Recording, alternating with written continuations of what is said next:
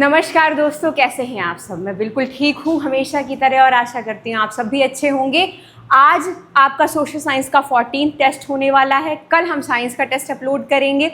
कल एक रिज़ल्ट और आया है और जो रिज़ल्ट आया है उसमें जो कट ऑफ गया है उसको देख के बहुत सारे बच्चे थोड़ा टेंशन में हैं। कल एक दो कमेंट्स भी आए कि इतना हाई कट ऑफ कैसे जा रहा है, 2-3 मैसेजेस भी आए। तो आप सभी से मेरा एक अनुरोध है कि आपका अगले महीने एग्ज़ाम है, ज़्यादा दिन नहीं बचे हैं।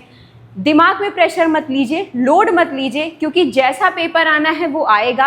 आपके हाथ में है प्रिपरेशन करना, आपके हाथ में है तैयारी करना, और वो तैयारी अगर आप अपने बेस्ट लेवल पे करके जाएंगे तो चीज़ें पॉसिबल होंगी। बहुत सारे लोग आपके बीच से ही कल सिलेक्ट हुए होंगे, तो उन्होंने भी ये ट्रस्ट रखा होगा अपने ऊपर कि जो हमारी प्रिपरेशन चल रही है, जैसी चल रही है, हम कर ले जाएंगे।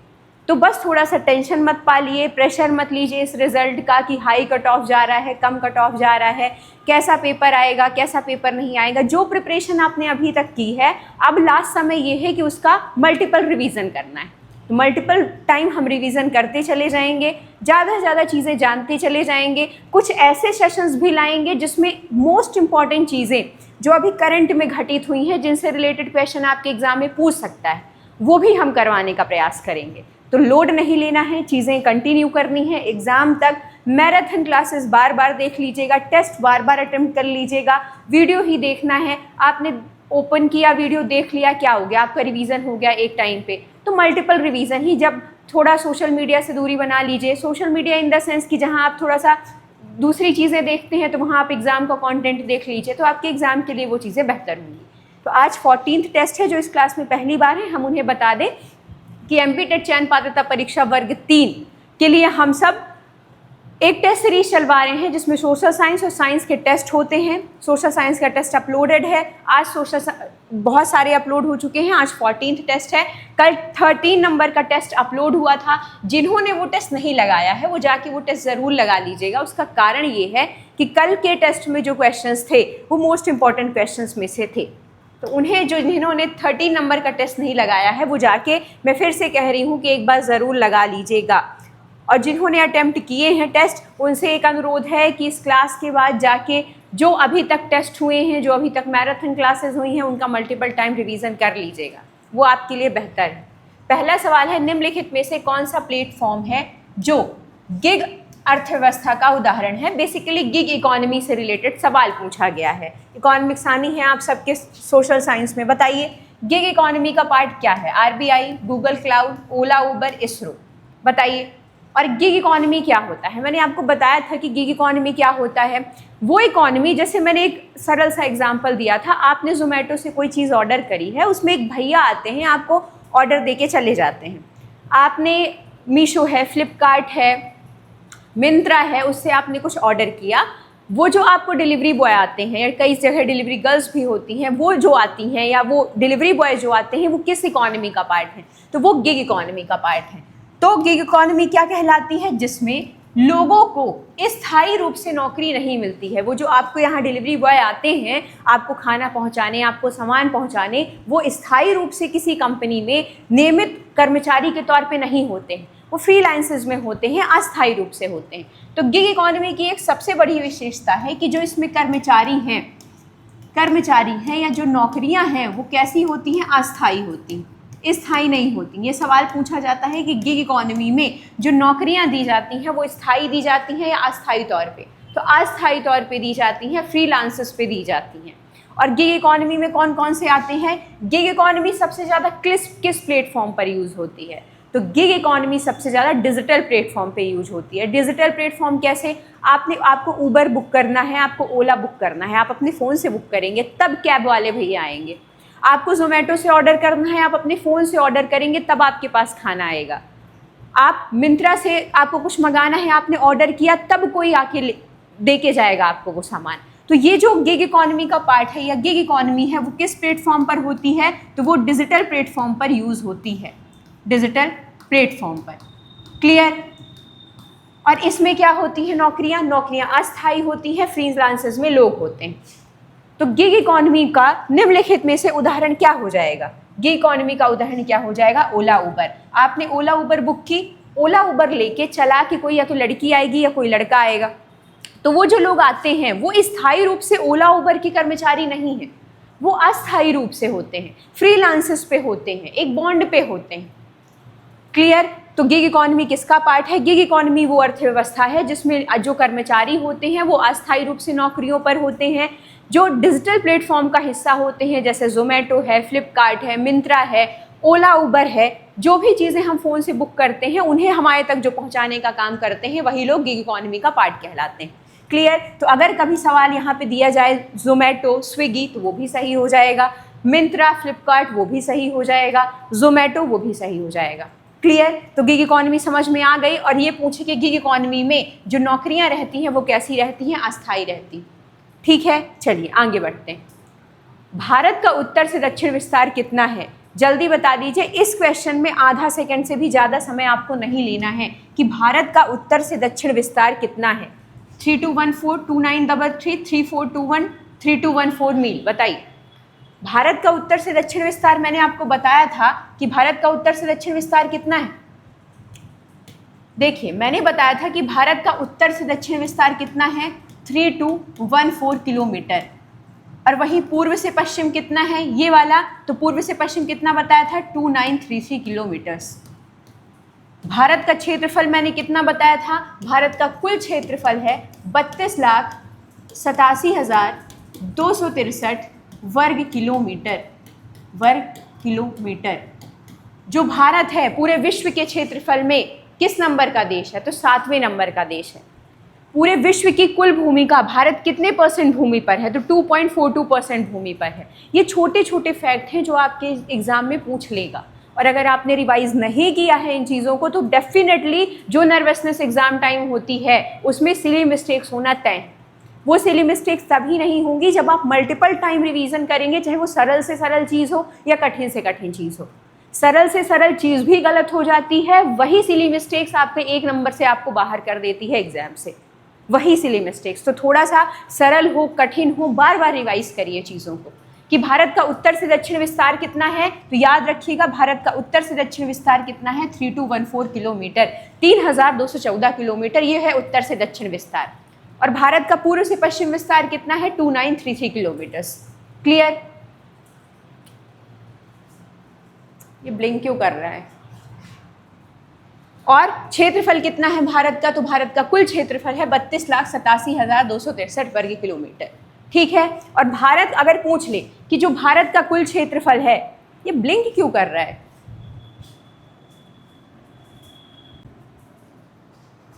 तो भारत का कुल क्षेत्रफल कितना है, 32,87,263 वर्ग किलोमीटर। और भारत विश्व की कुल भूमि का कितने परसेंट है, तो 2.42% है। 2.42% है भारत विश्व की कुल भूमि का। अकेले शूट करने में सबसे ज़्यादा प्रॉब्लम यही होती है कि अगर कोई टेक्निकल दिक्कत आती है तो वो भी आपको खुद ही देखना पड़ता है कि क्या चीज़ें हो रही हैं, सही तरीके से शूट हो भी पा रहा है या नहीं हो पा रहा। चलिए, भारत का उत्तर से दक्षिण विस्तार पूछा है, तो भारत का उत्तर से दक्षिण विस्तार मैंने कितना बताया, 3214 किलोमीटर्स। अगर पूछता भारत का पूर्व से पश्चिम, तो पूर्व से पश्चिम हो जाता 2933 किलोमीटर्स। क्लियर? तो थोड़ा सा याद रखिएगा। देखिए कितनी सिमिलैरिटीज़ हैं चीज़ों में। आपने रिवाइज नहीं किया है चीज़ें, मैं एग्जाम्पल दे रही हूँ आपको, आपने रिवाइज नहीं किया है कि भारत का उत्तर से दक्षिण विस्तार कितना है, आपको पता था, लेकिन क्या इतने क्लोज ऑप्शंस में आप राइट आंसर बता पाएंगे? नहीं बता पाएंगे। होता है ये एग्जाम हॉल में, नर्वसनेस होती, कितने क्लोज ऑप्शंस दिए गए हैं। ये आपने पढ़ा है कि उत्तर से दक्षिण विस्तार कितना है, लेकिन आपने प्रैक्टिस नहीं की है, तो यहाँ पे आपकी चीज़ें गलत हो जाएंगी। इसलिए थोड़ा सा याद रखिएगा कि भारत का उत्तर से दक्षिण विस्तार कितना है, 3214 किलोमीटर, पूर्व से पश्चिम कितना है, 2933 किलोमीटर। क्लियर? चलिए आगे बढ़ते हैं। भारत का टोटल क्षेत्रफल पूछ ले तो 32,87,263 किलोमीटर, 263 वर्ग किलोमीटर। विश्व की कुल भूमि का भारत कितने परसेंट है, तो 2.42% है। भारत की सबसे ज़्यादा सीमा किस देश के साथ टच होती है, भारत की जो स्थलीय सीमा है वो सबसे ज़्यादा किस देश के साथ टच होती है। ये जो हमारा भारत है इसकी स्थलीय सीमा सबसे ज़्यादा किसके साथ है, तो बांग्लादेश के साथ टच होती है। और सबसे कम सीमा किसके साथ टच होती है, तो सबसे कम सीमा अफगानिस्तान के साथ टच होती है। क्लियर? चलिए, तो थोड़ा सा ये चीज़ें फैक्ट हैं, आपको मल्टीपल टाइम रिवीजन करना है, ज़्यादा से ज़्यादा रिवीजन करना है।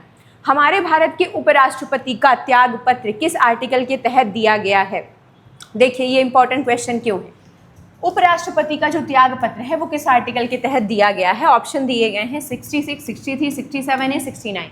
अभी हमारे जो उपराष्ट्रपति थे, पूर्व उपराष्ट्रपति जी जगदीप धनखड़ जी थे, उन्होंने इस्तीफा दिया। बहुत सारी चीज़ें सामने आई कि आखिर उन्होंने ऐसा क्यों किया, क्या मजबूरियां रही होंगी कि उन्हें इस्तीफा देना पड़ेगा, ये सारी चीज़ें हुई। तो आखिर ये मुद्दा अगर चर्चा में है तो इससे रिलेटेड एग्जाम में क्वेश्चन आना बनता है या नहीं बनता है? बिल्कुल बनता है। इससे रिलेटेड एग्जाम में क्वेश्चन आएगा ही आएगा, इसलिए ये हो जाता है मोस्ट इंपॉर्टेंट क्वेश्चन आपका। अब आ जाते हैं क्वेश्चन में, उपराष्ट्रपति का त्याग पत्र किस आर्टिकल में है? तो उपराष्ट्रपति जो हैं, उपराष्ट्रपति का पद किस में है, मुझे ये बताइए। मैंने उपराष्ट्रपति और राष्ट्रपति से रिलेटेड आर्टिकल्स आपको बहुत प्रैक्टिस करवाएं, चाहे वो मैराथन क्लास हो। आज 14th क्लास है, 14th टेस्ट है, हमने बहुत सारे आर्टिकल्स राष्ट्रपति से रिलेटेड, उपराष्ट्रपति से रिलेटेड पढ़े हैं।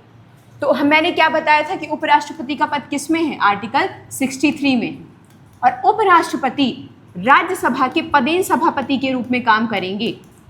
राज्यसभा के पदेन सभापति के रूप में काम करेंगे। ये किस आर्टिकल में है कि राष्ट्रपति राज्यसभा के सभापति होंगे? किस आर्टिकल में है? आर्टिकल 64 में।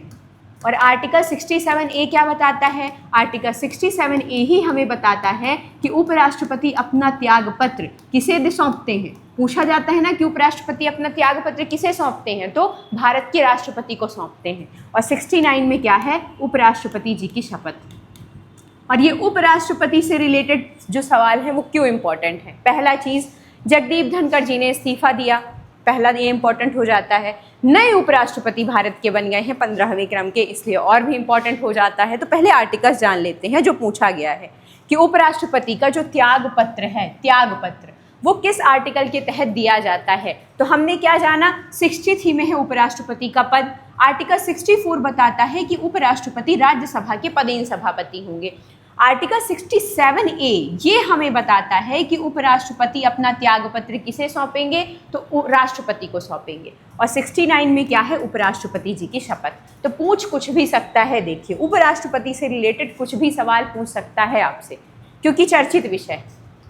तो उपराष्ट्रपति जी की क्या पूछा है? त्याग पत्र पूछा है ना, कि त्याग पत्र किस आर्टिकल में है, तो त्याग पत्र किस आर्टिकल में है? 67A में। तो राइट आंसर हो जाएगा 67A।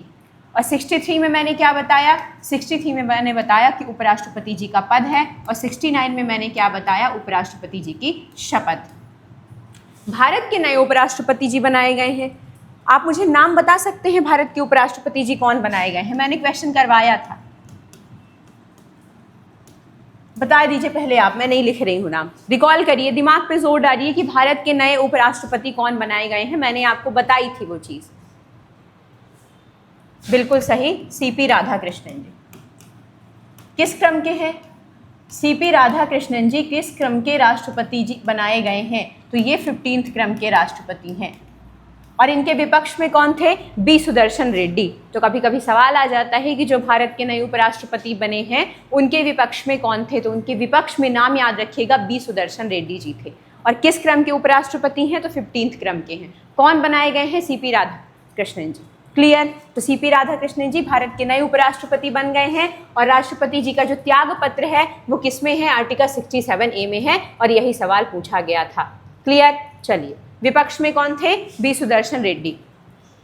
और 63 में उपराष्ट्रपति का पद है, 69 में शपथ है। और 64 के अंतर्गत ही राज्यसभा के पदेन सभापति के रूप में उपराष्ट्रपति कार्य करते हैं। मैं इसलिए बार बार रिवाइज करवा रही हूँ ये चीज़ कि इससे इस बार सवाल आना तय है आपके एग्जाम में। उपराष्ट्रपति से एक तो भारत के 15वें क्रम के नए बन गए, ऊपर से पहले वालों ने त्याग पत्र दिया, जो इतिहास में कुछ ही लोगों ने अभी तक दिया है कार्यकाल के दौरान, तो इम्पोर्टेंट हो जाता है। हड़प्पा संस्कृति के प्रमुख स्थल राखीगढ़ी का वर्तमान स्थल कौन है? मतलब हड़प्पा संस्कृति के दौरान आप सबको पता है बहुत सारे स्थल थे, जैसे राखीगढ़ी है, मोहनजोदड़ो है, हड़प्पा है, रोपड़ है। तो वो स्थान आज वर्तमान में कहाँ है, ये सवाल पूछा जाता है। वही पूछा है कि हड़प्पा संस्कृति का प्रमुख स्थल कौन सा? राखीगढ़ी। राखीगढ़ी वर्तमान में कहाँ स्थित है? और आपके सामने ऑप्शंस दिए गए हैं, राजस्थान, हरियाणा, पंजाब, गुजरात।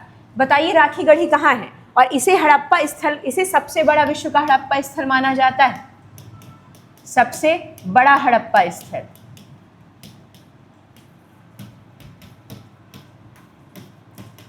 राखीगढ़ी को याद रखिएगा, राखीगढ़ी को ही सबसे बड़ा हड़प्पा स्थल माना जाता है। तो राखी गढ़ी कहाँ है? राखी गढ़ी स्थित है हरियाणा के हिसार में। यहाँ पे सिंधु घाटी सभ्यता से रिलेटेड या हड़प्पा संस्कृति से रिलेटेड बहुत सारे साक्ष्य मिले हैं। तो राखी गढ़ी वर्तमान में कहाँ है, किस स्टेट में है इंडिया के? तो हरियाणा हिसार में। राजस्थान में कौन सा है? राजस्थान में कौन सा स्थल है सिंधु घाटी सभ्यता का? तो आप सबको पता है राजस्थान में कौन सा है? कालीबंगन। कालीबंगन, और यहीं से मिले हैं जुते हुए खेत के जो साक्ष्य हैं। पंजाब में कौन सा है? पंजाब में आप सबको पता है रोपड़ है, सिंधु घाटी सभ्यता का स्थल। और गुजरात में क्या है? World famous Lothal. और लोथल क्या था? एक बंदरगाह था। और शिपयार्ड बनाने का कारखाना भी कहाँ मिला है? यहीं मिला है, गुजरात में, यह अहमदाबाद के पास। क्लियर? तो हड़प्पा सभ्यता का जो प्रमुख स्थल राखी गढ़ी है उसे सबसे बड़ा हड़प्पा स्थल भी माना जाता है, और वो इंडिया के किस स्टेट में है? तो वो हरियाणा के हिसार में है, याद रखिएगा। क्लियर? तो राखी गढ़ी कहाँ है? हरियाणा के हिसार में। और राजस्थान में क्या है? राजस्थान में है कालीबंगन। जुते हुए खेत के साक्ष्य कहाँ मिले हैं? कालीबंगन से। पंजाब में कौन सा है? रोपड़ है। गुजरात में कौन सा है? लोथल है। और लोथल को ही माना जाता है सिंधु घाटी सभ्यता का विश्व प्रसिद्ध बंदरगाह। शिपयार्ड बनाने का कारखाना भी कहाँ मिला है? लोथल में ही मिला है। क्लियर? तो थोड़ा सा ये चीज़ें याद रखिएगा। आगे बढ़ते हैं। ज़्यादा से ज़्यादा प्रैक्टिस करेंगे चीज़ें होंगी क्यों नहीं। जितनी ज़्यादा प्रैक्टिस होगी उतनी ज़्यादा आपके एग्जाम के लिए आपको अच्छा रहेगा। अब पढ़ने का अलग से समय तो है नहीं। जब मुद्रा की आपूर्ति बढ़ाई जाती है लेकिन वस्तुओं की आपूर्ति नहीं बढ़ती है तो इसका क्या प्रभाव होता है? देखिए, इकोनॉमिक्स ऐसा सब्जेक्ट है कि अगर आपने उसका कॉन्सेप्ट समझा है तो जीवन में आपको कभी इकोनॉमिक्स में दिक्कत नहीं होगी। जो लोग कहते हैं कि हमें इकोनॉमिक्स समझ में नहीं आती है, उसका बेसिक एक कारण है क्योंकि आपने कभी कॉन्सेप्ट समझा नहीं या आपको कॉन्सेप्ट समझाया नहीं गया। जो इस क्लास में पहली बार नहीं हैं, जिन्होंने पूरे टेस्ट देखे हैं, जिन्होंने अभी तक की मैराथन क्लासेस देखी हैं, इस क्वेश्चन को सॉल्व करने में मुझे नहीं लगता है उनको दिक्कत होगी जब मैं आपको ये बता दूंगी कि आखिर ये क्वेश्चन क्या रहा है। इसने कुछ नहीं घुमा के क्वेश्चन पूछा है आपसे। पूछा वही है जो अभी तक हमने पढ़ा है। पूछा क्या है? देखिए, मुद्रा की आपूर्ति बढ़ाई गई, मुद्रा की आपूर्ति बढ़ा दी गई, मुद्रा बढ़ा दी गई इकोनॉमी में, और वस्तु की आपूर्ति नहीं बढ़ी। अब आप मुझे एक बात बताइए, मुद्रा की आपूर्ति अगर बढ़ाई गई है, मेरे और आपके हाथ में अगर मुद्रा है, पैसा है, हम सबसे पहले कहाँ जाएंगे? मार्केट जाएंगे। हमारी डिमांड्स बढ़ जाएंगी। मेरे हाथ में आ जाए आज 1 लाख रुपए, मैं तो जाके शॉपिंग कराऊँ, कोई भी व्यक्ति हो, ह्यूमन नेचर है। तो हम क्या करेंगे? अगर हमारे हाथ में मुद्रा आ जाएगी तो हम क्या करेंगे? मार्केट जाएंगे, और मार्केट जाके क्या बढ़ा देंगे? डिमांड बढ़ा देंगे। ठीक है भैया, मुद्रा की आपूर्ति बढ़ गई तो डिमांड बढ़ गई। ठीक है, दूसरा क्या कह रहा है? दूसरा कह रहा है लेकिन वस्तुओं की आपूर्ति नहीं बढ़ी, वस्तु की आपूर्ति नहीं बढ़ी, तो मतलब वस्तु की आपूर्ति नहीं बढ़ी। आपूर्ति नहीं बढ़ी मतलब कम है। आपूर्ति को इंग्लिश में क्या बोलते हैं? सप्लाई। अब जो इस क्लास में पहली बार नहीं है वो मुझे ये बताइए कि जब डिमांड ज़्यादा होती है और सप्लाई कम होती है किसी चीज़ की, और वो समोसे वाला एग्जाम्पल देखिए कि आपके मोहल्ले में एक समोसे वाला था, वो 50 समोसे ही बनाता है दिन के, तो उसकी सप्लाई कम है लेकिन उसके समोसे की डिमांड ज़्यादा है, तो वो क्या देगा? मनमाने रेट पे पैसा दे, मनमाने रेट पे समोसा देगा, और उसके समोसे कैसे मिलेंगे? महंगे मिलेंगे। तो महंगाई क्या बढ़ जाएगी? बढ़ जाएगी। तो अब सीधी सी बात है, मुद्रा की आपूर्ति, देखिए मैंने क्या कहा, घुमा के क्वेश्चन किया है, लेकिन जिन्हें के कॉन्सेप्ट क्लियर हैं वो इस क्वेश्चन को आराम से करेंगे क्योंकि वो लिखेंगे उस चीज़ को। कहा जा रहा है कि मुद्रा की आपूर्ति बढ़ाई गई, तो सीधी सी बात है, हमने पढ़ा है कि जब मुद्रा की आपूर्ति बढ़ेगी तो लोगों के हाथ में पैसा है, मुद्रा है, मुद्रा है तो हम मार्केट जाएंगे, मार्केट जाएंगे तो डिमांड बढ़ाएंगे। ठीक है। दूसरा कह रहा है वस्तुओं की आपूर्ति नहीं बढ़ाई गई, मतलब सप्लाई नहीं बढ़ाई गई, सप्लाई कम है। तो हमने जाना है कि जब किसी चीज़ की डिमांड ज़्यादा होती है और सप्लाई कम होती है तो कैसी स्थिति आती है? इन्फ्लेशन की स्थिति आती है, महंगाई की स्थिति आती है। अब इन्फ्लेशन कैसे? मैंने आपको बताया था कि आपके मोहल्ले का एक समोसे वाला है, वो इतने अच्छे समोसे बनाता है कि उस लाइन लगी रहती है उसके समोसे लेने के लिए, लेकिन वो दिन में सिर्फ 50 समोसे बना रहा है, मतलब कि उसके समोसे की सप्लाई कम है, आपूर्ति कम है लेकिन डिमांड ज़्यादा है। तो वो कहेगा कि मैं 50 रुपए के समोसे बेचूंगा, लेना हो लो वरना लाइन में लोग लगे हुए, तो वो महंगे बेच रहा है। इस वजह से जब डिमांड ज़्यादा होती है और सप्लाई कम होती है तो इन्फ्लेशन आती है, इन्फ्लेशन बढ़ता है, और इसी को फिर कंट्रोल करने के लिए आरबीआई मॉनिटरिंग पॉलिसीज़ लेके आता है। तो अब आप मुझे बताइए कि जब मुद्रा की आपूर्ति बढ़ी तो डिमांड बढ़ी, और वस्तु की आपूर्ति नहीं बढ़ी तो सप्लाई कम है, तो क्या आ गई? इन्फ्लेशन। अब आते हैं सवाल में, सवाल क्या कह रहा है, तो इसका प्रभाव क्या होता है। सवाल कह रहा है कि यदि मुद्रा की आपूर्ति बढ़ी मतलब वस्तु की डिमांड बढ़ी, और वस्तु की आपूर्ति कम हुई मतलब सप्लाई कम हुई, तो क्या होगा? ऑप्शन है महंगाई घट जाएगी, मुद्रा का अवमूल्यन हो जाएगा, बेरोजगारी घट जाएगी, या महंगाई बढ़ जाएगी। तो क्या हुआ, क्या रिजल्ट आया? मुद्रा की आपूर्ति बढ़ी, लोगों के हाथ में पैसा आया, लोग मार्केट गए, डिमांड बढ़ाई। दूसरा, वस्तु की आपूर्ति घट गई, जब वस्तु की आपूर्ति घटी मतलब सप्लाई घटी, डिमांड ज़्यादा सप्लाई कम, इन्फ्लेशन, महंगाई आई, तो क्या हो जाएगा? राइट आंसर हो जाएगा महंगाई बढ़ती। क्लियर? और जो इस क्लास में पहली बार नहीं है, जिन्हें इन्फ्लेशन के कॉन्सेप्ट बहुत अच्छे तरीके से क्लियर हैं, वो बहुत अच्छे तरीके से जानते हैं कि इसने सिर्फ घुमा के क्वेश्चन किया है। तो एक आज सीख मिलती है कि अगर एग्जाम हॉल में कोई भी क्वेश्चन बहुत लंबा चौड़ा दे दे, उसको पढ़ने में आपको समय लग रहा है, तो बस थोड़ा सा धैर्य रखिए, उसको लिखिए कि वो पूछ क्या रहा है, तब आपको समझ में आएगा कि इसने कुछ बड़ी चीज़ नहीं पूछी है, वही पूछा है जो हम पढ़ के आए। तो थोड़ा सा आराम से धैर्य के साथ आगे बढ़ते हैं। क्लियर? ग्राम पंचायतों की स्थापना के लिए किस आर्टिकल में निर्देश दिए गए हैं? इस क्वेश्चन को कराने से पहले मैं एक बात बता दूं, हमने एक सीरीज चलाई है जहां पॉलिटी का हर टॉपिक, पॉलिटी की सीरीज अभी फिलहाल चालू है, जिसमें संविधान के भाग हमने 10 से 15 मिनट में कवर किए हैं, लास्ट में हमने एमसीक्यू सॉल्व किया है। नीति निर्देशक तत्व, ये नीति निर्देशक तत्वों से रिलेटेड आर्टिकल्स हैं, इसके लिए भी हमने 10 से 15 मिनट का एक वीडियो बना दिया है, जिसमें हमने सारे नीति निर्देशक तत्व बताए हैं, इंपॉर्टेंट आर्टिकल्स बताए हैं और लास्ट में एमसीक्यू सॉल्व करवाएं। जिन्हें भी डीपीएसपी में दिक्कत है, जिन्हें भी संविधान के भागों में दिक्कत है, संविधान की अनुसूचियों में दिक्कत है, प्लेलिस्ट वाले ऑप्शन में जाइएगा, वो देख लीजिएगा, आपको इनसे रिलेटेड चीज़ें बनने लग जाएंगी। जो डीपीएसपी के आर्टिकल्स हैं, संविधान की अनुसूचियां हैं और संविधान के भाग हैं। कल अगर संभव हो पाएगा तो संविधान संशोधन से रिलेटेड वीडियो हम ला देंगे। ठीक है? ग्राम पंचायतों की स्थापना के लिए किसमें निर्देश है? ये है कि ग्राम पंचायतों की स्थापना, जिन्होंने वो वाली नीति निर्देशक तत्वों की क्लास देखी है उनसे ये बन जाएगा। ग्राम पंचायतों की स्थापना किसमें है बताइए? 40, 41, 51, 32। तो ग्राम पंचायतों की स्थापना मैंने बताया था आर्टिकल 40 में है। आर्टिकल 40 क्या बताता है? ग्राम पंचायतों के गठन के बारे में बताता है। और मैंने बताया था कि जब आप ग्राम पंचायतों का गठन करेंगे तो आप एक सरपंच चुनेंगे, तो अगले ही आर्टिकल में आप उस सरपंच से क्या मांगेंगे? भाई हमने आपको सरपंच बनाया है, क्यों बनाया है? ताकि आप हमें क्या चीज़ें प्रोवाइड कर सको, आप हमें एजुकेशन दे सको, आप हमें एम्प्लॉयमेंट दे सको, और आप हमें सार्वजनिक सहायता दे सको। तो शिक्षा, रोजगार और सार्वजनिक सहायता किस आर्टिकल में आ जाएंगे? अगले ही आर्टिकल में आ जाएंगे 41 में। और इसी तरीके से हमने उस वीडियो में समझने का प्रयास किया है सारे आर्टिकल्स। तो प्लेलिस्ट वाले ऑप्शन में जाइएगा, आपको मिल जाएगा। आर्टिकल्स तो कभी नहीं भूलेंगे। डीपीएसपी से रिलेटेड आर्टिकल का एक क्वेश्चन आपके एग्जाम में निश्चित तय है, वो आएगा ही आएगा।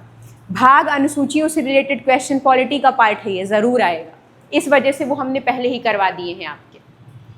तो ग्राम पंचायतों की स्थापना का किस आर्टिकल में है? आर्टिकल 40 में। क्लियर? तो जब आपने ग्राम पंचायतों का गठन किया, आपने सरपंच चुना कोई, और उस सरपंच को चुनने के बाद आप उससे क्या मांग करेंगे? आप उससे शिक्षा की मांग करेंगे, आप उससे रोजगार की मांग करेंगे, आप उससे सार्वजनिक सहायता की मांग करेंगे। 51 में मैंने क्या बताया था? 51 में अंतर्राष्ट्रीय शांति और सुरक्षा की बात है। क्लियर? तो अंतर्राष्ट्रीय शांति और सुरक्षा किसमें है? 51 में। और 32 क्या बताता है? आर्टिकल 32 संवैधानिक उपचारों के अधिकार से संबंधित है, संवैधानिक उपचारों के अधिकार से।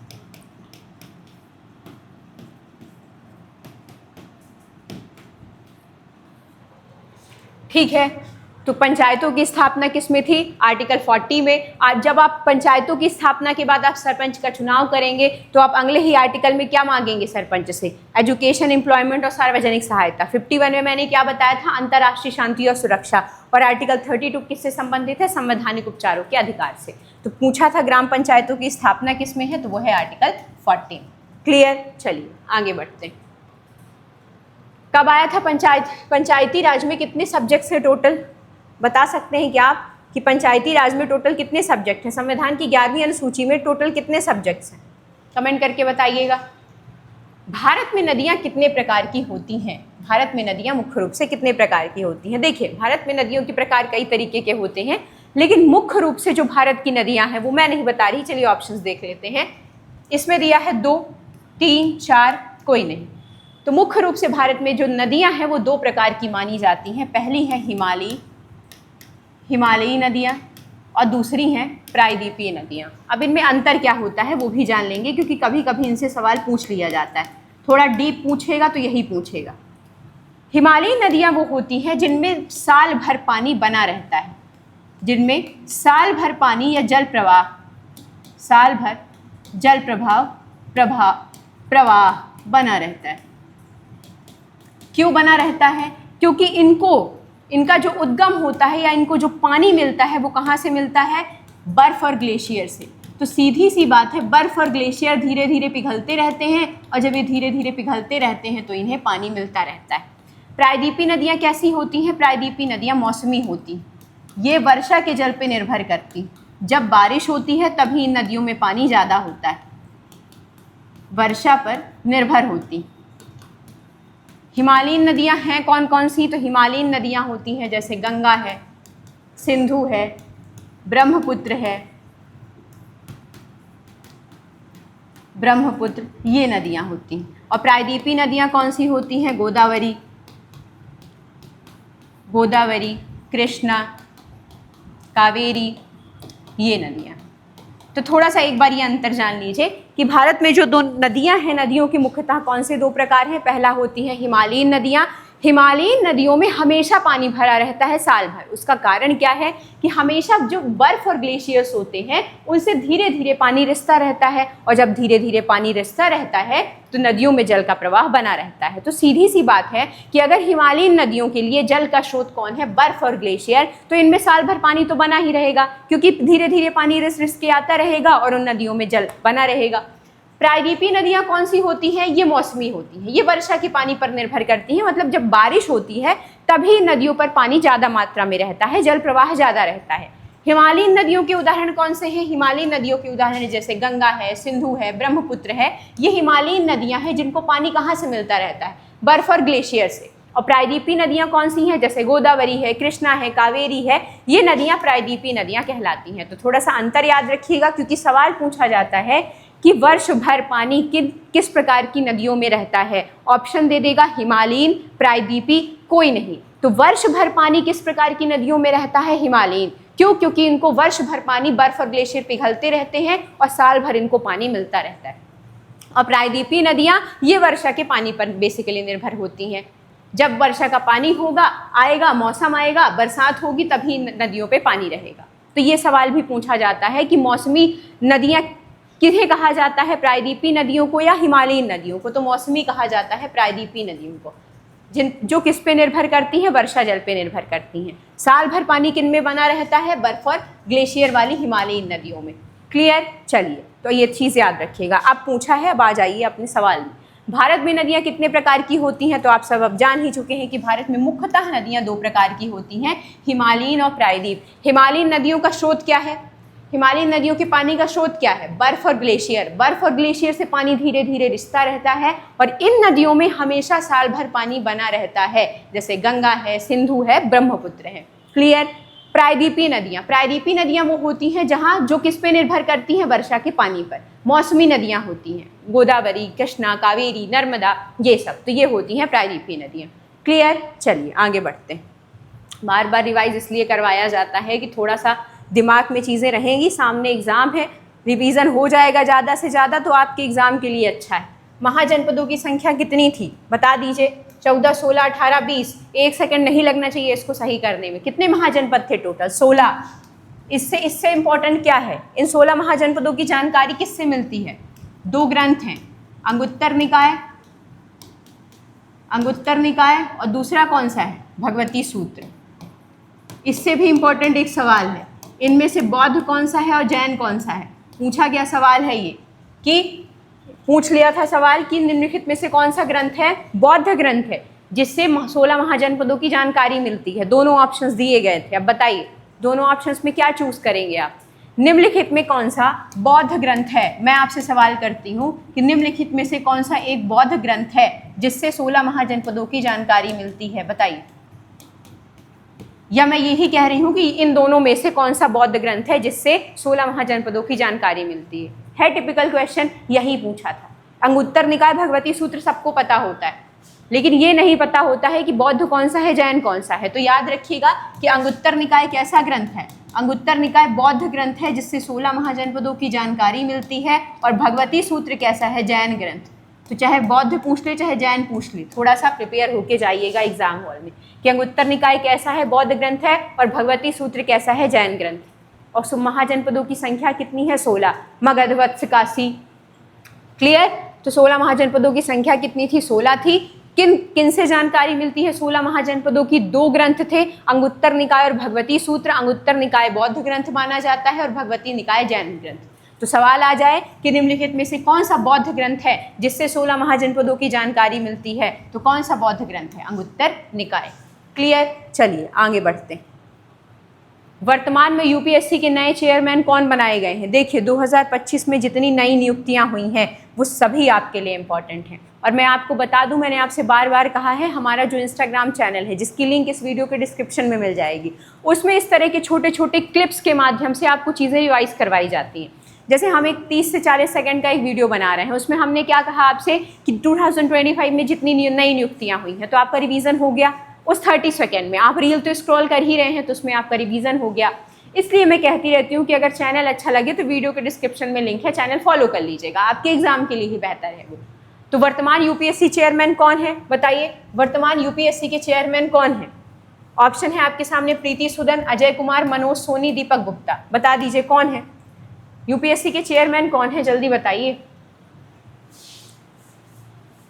बताइए कौन है। प्रीति सूदन चेंज हो गई है। यूपीएससी के चेयरमैन कौन चुने गए हैं, अजय कुमार जी चुने गए हैं। और यूपीएससी किस आर्टिकल में है, तो यूपीएससी संविधान के आर्टिकल 315 में, 315। क्लियर। यूपीएससी संविधान के किस भाग में है, तो यूपीएससी संघ और राज्यों के अधीन सेवाएं कौन से भाग में है संविधान के। मैंने कहा ना कि जाके भाग अगर आपको देखना है तो वो वाली वीडियो देख लीजिएगा जो अलग से भाग के लिए बनाई गई है प्लेलिस्ट में। तो संघ और राज्यों के अधीन सेवाएं यानी कि यूपीएससी है, स्टेट पीसीएस है, वो संविधान के किस भाग में है, संविधान के भाग 14 में। और यूपीएससी किस में है, आर्टिकल 315। क्लियर। तो यूपीएससी के वर्तमान चेयरमैन कौन है, अजय कुमार जी बनाए गए हैं। और किस भाग में है यूपीएससी, तो भाग 14 में है।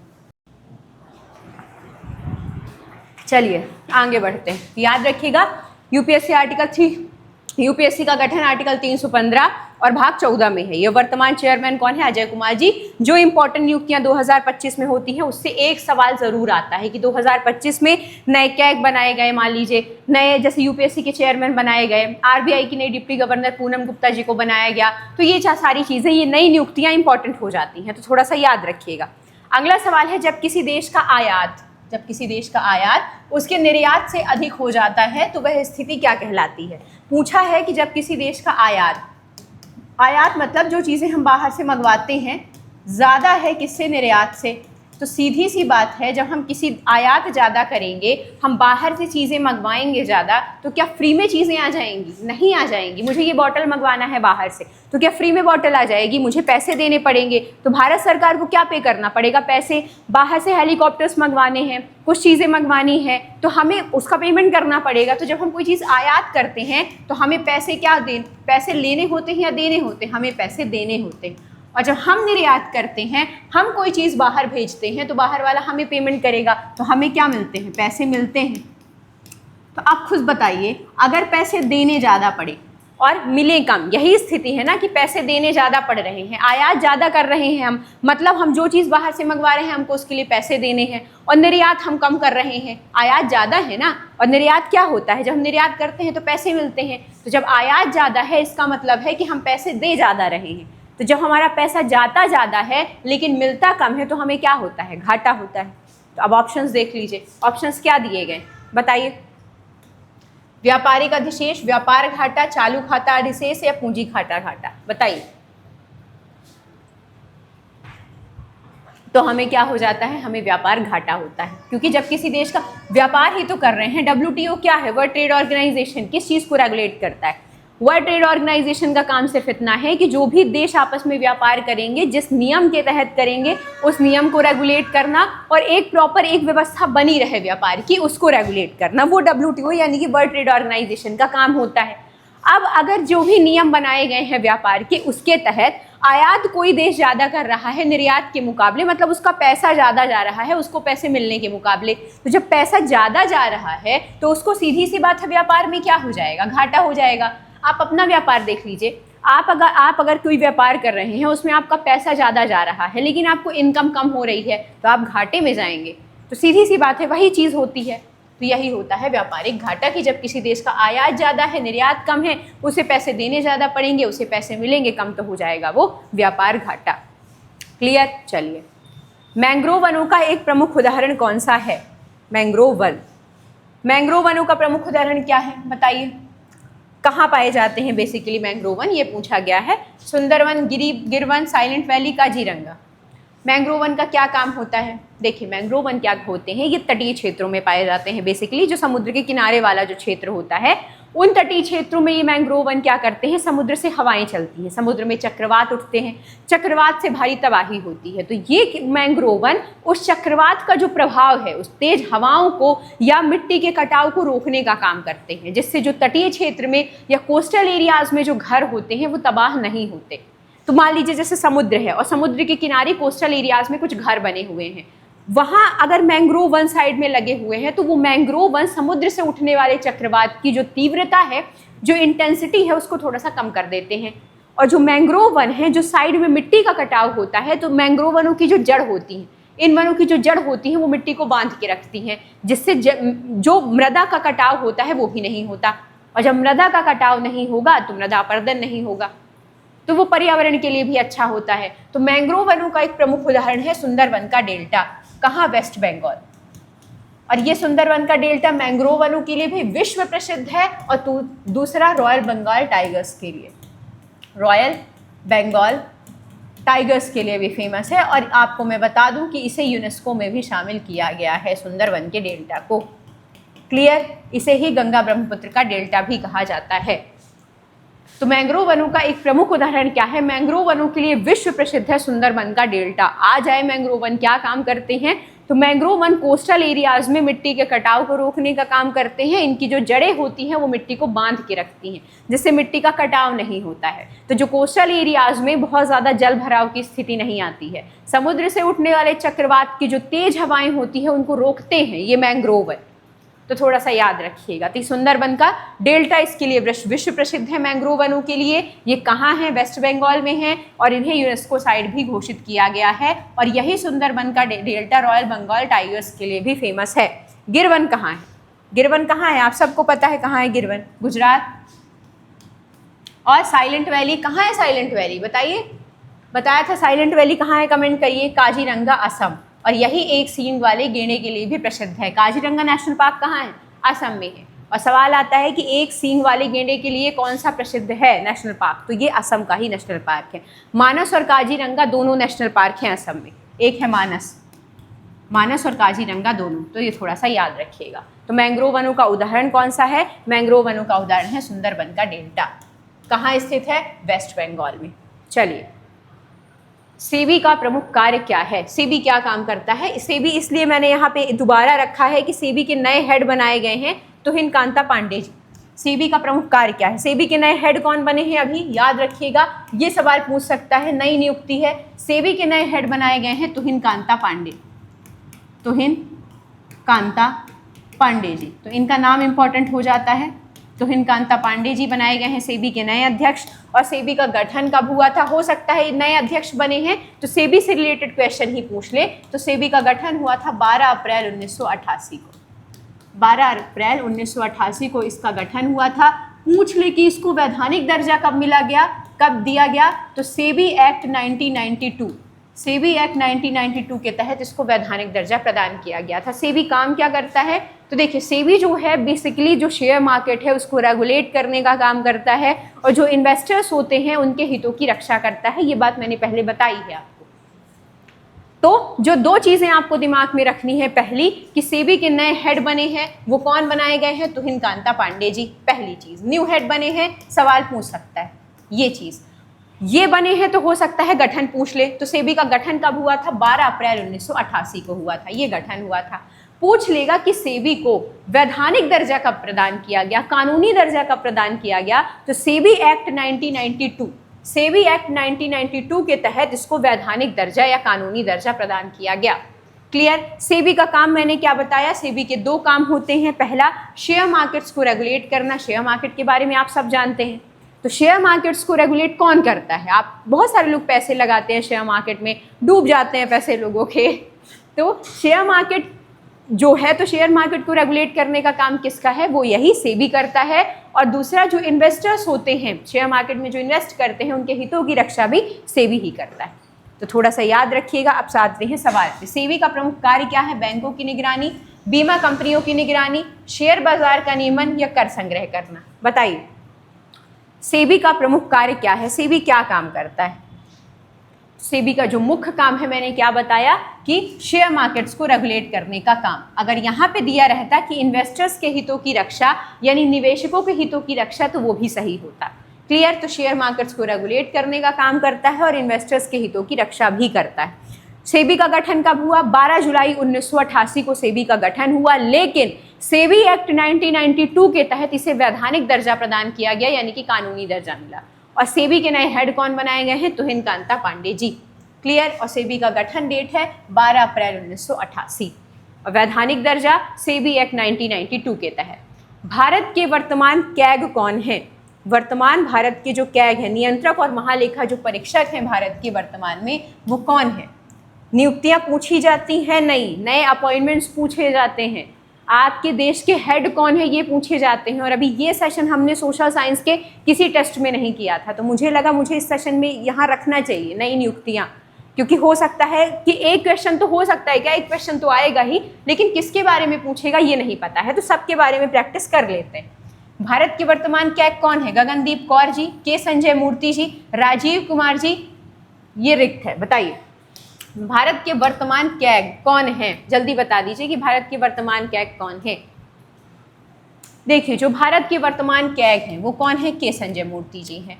भारत के कैग किस आर्टिकल में से किस आर्टिकल तक हैं? तो आर्टिकल 148 से लेके आर्टिकल 151 तक भारत के कैग यानी कि नियंत्रक और महालेखा परीक्षक का प्रावधान है। कैग क्या काम करते हैं? तो बेसिकली जो कैग होते हैं वो भारत की जो आय व्यय का जो लेखा जोखा है वो प्रस्तुत करते हैं। उस नियंत्रक और महालेखा परीक्षक क्या करना? ऑडिट करने का काम। ऑडिट करने का काम किसका होता है? नियंत्रक और महालेखा परीक्षक का ही होता है। क्लियर? तो इतनी चीज़ें थोड़ा सा याद रखिएगा। मैंने सरल शब्द यूज़ किया है, इसीलिए ऑडिट ऑडिट आपको समझ में आएगा क्योंकि सरल शब्द है। तो ऑडिट करने का काम किसका होता है कि कितनी आय हुई है भारत सरकार की, कितना व्यय हुआ है, पैसा कहाँ खर्च हुआ है, ये सब कौन चेक करता है? कैग, भारत के नियंत्रक और महालेखा परीक्षक। ठीक है, तो भारत के वर्तमान कैग कौन है? तो नाम याद रखिएगा, के संजय मूर्ति जी। कैग का प्रावधान भारतीय संविधान के किस आर्टिकल से लेके किस आर्टिकल तक है? तो आर्टिकल 148 से लेके आर्टिकल 151। आर्टिकल 148 से लेके आर्टिकल 151 तक भारत के कैग का प्रावधान है। क्लियर? आर्टिकल 148 से लेके 151 याद रखिएगा। कैग अपनी रिपोर्ट किसको देते हैं? ये सवाल भी पूछता है। कैग अपनी रिपोर्ट किसको देते हैं? कैग अपनी रिपोर्ट देते हैं। कभी कभी इस तरह के सवाल पूछते हैं कि कैग अपनी रिपोर्ट किसे सौंपते हैं? कैग सौंपते हैं राष्ट्रपति को। राष्ट्रपति पेश करते हैं संसद के समक्ष। संसद के समक्ष। तो ये थोड़ा सा ये भी याद रखिएगा, ये भी जानने लायक टॉपिक कि कैग अपनी रिपोर्ट किसे देते हैं? कैग अपनी रिपोर्ट देते हैं राष्ट्रपति को, और राष्ट्रपति फिर कहाँ प्रस्तुत करते हैं? इसे संसद के समक्ष प्रस्तुत करते हैं। क्लियर? तो कैग कौन है? के संजय मूर्ति जी। रिपोर्ट किसको देंगे? राष्ट्रपति जी को। राष्ट्रपति किसे सौंपेंगे? तो संसद को सौंपेंगे। गुप्त वंश के राजा जिन्होंने हूणों को भारत पर आक्रमण से रोका, कौन थे? बताइए। गुप्त वंश के वो राजा जिन्होंने हूणों को भारत पे आक्रमण से रोका, वो कौन थे? ऑप्शंस दिए गए हैं, चंद्रगुप्त प्रथम, चंद्रगुप्त द्वितीय, समुद्रगुप्त, स्कंदगुप्त। ऐसे कौन से राजा थे गुप्त वंश के जिन्होंने हूणों को भारत पर आक्रमण से रोका था? कौन से थे? बताइए। गुप्त वंश के ऐसे राजा जिन्होंने हूणों को भारत में, हूण एक बहुत ज़्यादा ऐसी मतलब जनजाति कहीं ऐसी लड़ाकू जाति थी जो देशों पे आक्रमण करती थी, वहाँ लूटती थी लोगों को और फिर चली जाती थी। तो हूणों को भारत पर आक्रमण से किसने रोका? तो हूणों पर भारत को आक्रमण से स्कंदगुप्त ने रोका था, गुप्त वंश के शासक स्कंदगुप्त ने। और हूणों पर आक्रमण के बाद ही इन्होंने विक्रमादित्य की उपाधि भी धारण की थी। तो कभी कभी सवाल ये पूछा जाता है कि स्कंदगुप्त ने विक्रमादित्य की उपाधि किनको पराजित करने के बाद धारण की? तो किनको पराजित करने के बाद धारण की थी? हूणों को। ऐसा सवाल पूछा जाता है कि स्कंदगुप्त ने विक्रमादित्य की उपाधि किन्हें पराजित करने के बाद हासिल की? हूण, शक और बहुत सारी दे देगा ऑप्शंस में। तो किन्हें पराजित करने के बाद स्कंदगुप्त ने विक्रमादित्य की उपाधि धारण की थी? हूणों को पराजित करने के बाद। और यहाँ पे क्वेश्चन पूछा ही है कि गुप्त वंश के कौन राजा थे जिन्होंने हूणों को भारत पर आक्रमण से रोका? वो थे स्कंदगुप्त। और स्कंदगुप्त ने ही हूणों को पराजित करने के बाद विक्रमादित्य की उपाधि धारण की थी। तो सवाल अगर घुमा के भी आ जाए कि विक्रमादित्य की उपाधि स्कंदगुप्त ने किन्हें हराने के बाद धारण की? तो हूणों को हराने के बाद। और जो भारत का स्वर्णकाल, भारतीय इतिहास का जो स्वर्ण युग किसे कहा जाता है? मुझे ये सवाल बता दीजिए, भारतीय इतिहास का स्वर्ण युग किसे कहा जाता है? तो याद रखिएगा कि भारतीय इतिहास का जो स्वर्ण युग है वो किसे कहा जाता है? भारतीय इतिहास का स्वर्ण युग गुप्त काल को कहा जाता है। किसे? गुप्त काल। क्लियर? तो ये सवाल भी पूछा गया था एक बार कि भारतीय संविधान का स्वर्ण युग, बहुत पुराना सवाल है, सब जानते हैं, कोई दिक्कत नहीं है। तो रिवाइज कर लीजिएगा, कंफ्यूज मत होइएगा कि भारतीय इतिहास का स्वर्ण युग किसे? गुप्त काल को ही कहा जाता है। और गुप्त काल के कौन से राजा स्कंदगुप्त ने विक्रमादित्य की उपाधि किसे हराने के बाद धारण की थी? हूणों को हराने के बाद। क्लियर? भूमध्य रेखा इक्वेटर किस अक्षांश पर स्थित है? ज्योग्राफी की मैराथन क्लासेस करवाई हैं, ज्योग्राफी के टेस्ट करवाए हैं, बहुत बार बताया है मैंने ये चीज़ कि जो भूमध्य रेखा है यानी कि इक्वेटर है वो कहाँ पे स्थित है, किस अक्षांश पर स्थित है? ऑप्शन है आप सभी के सामने, 90 डिग्री, 23.5 डिग्री, 45 डिग्री, 0 डिग्री। मैं फिर से रिपीट कर रही हूँ, ज्योग्राफी और इकोनॉमिक्स इनकी मैराथन क्लासेस प्लेलिस्ट वाले ऑप्शन में डली हुई हैं। उसमें एक वीडियो में 100+ क्वेश्चंस करवाए गए हैं। ये उनके लिए है जो इस क्लास में पहली बार 100+ क्वेश्चन एक वीडियो में इसी तरीके से प्रैक्टिस करवाए गए हैं, ज्योग्राफी के, इकोनॉमिक्स के, हिस्ट्री के, पॉलिटी के। तो वो प्लेलिस्ट वाले ऑप्शन में जाके उन वीडियो को देख लेना है एक बार आपको। तो भूमध्य रेखा किस अक्षांश पे है? मैंने आपको ये बताया था, ये ग्लोब है, ये पृथ्वी है। इस पृथ्वी पर 0 डिग्री अक्षांश, यहाँ क्या है? 0 डिग्री अक्षांश पे है भूमध्य रेखा।